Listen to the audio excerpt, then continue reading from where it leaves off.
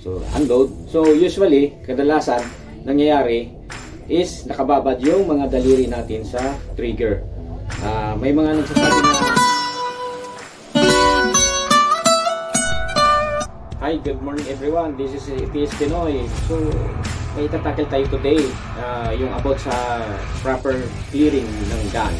So yung proper clearing ng gun natin is lagi natin pagkakatandaan yung basic gun safety cardinal rules, yung number 3, yung always keep your trigger off on the trigger.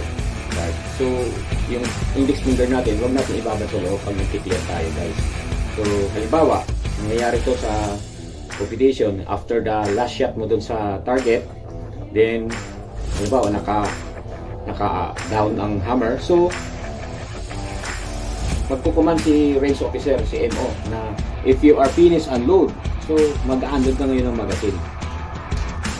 So unload. So usually, kadalasan nangyayari is nakababad yung mga daliri natin sa trigger. May mga nagsasabi na, sir, may slack naman yung baril ko, hindi naman puputok basta-basta yun. So mali yun. Dapat off the trigger. Lagi natin papatandaan yung cardinal rules number 3. Then may paano kapag nakababad yan. So pagbigyan natin nakababad yan. What if kapag modified yung unit, yung trigger niya naka hair trigger. So ano mangyayari, guys? Bungko na, nakadisgrasya ka na. So nangyari din yan based on my experience. So doon sa may Arms Corps somewhere in Laguna, yung sa PNP personnel naman, nag-clearing siya. After the clearing, pag-release niya ng magazine, sumabog na. Then yun, secondal firing. Ganun din ang nangyari doon sa Arms Corps sa Marikina, na isang shooter, pinapa-clear sa kanya yung unit niya after the last shot, nakababad yung daliri, yung index finger mo sa trigger. So after niya nag-release ng magazine, sumabog. So hindi nasunod yung cardinal rules number 3, always keep off your trigger to trigger guard. So lagi ilabas ng daliri para hindi tayo may disgrasya.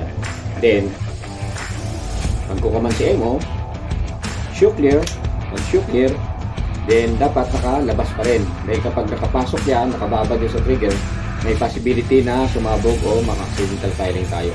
So iwasan na dapat lagi nakalabas yan.